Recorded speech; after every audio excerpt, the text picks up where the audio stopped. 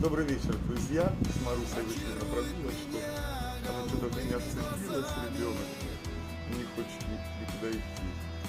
Взяли машинку Гошкину, красненькую. Хотим покататься, пока. Да? Марусечка моя.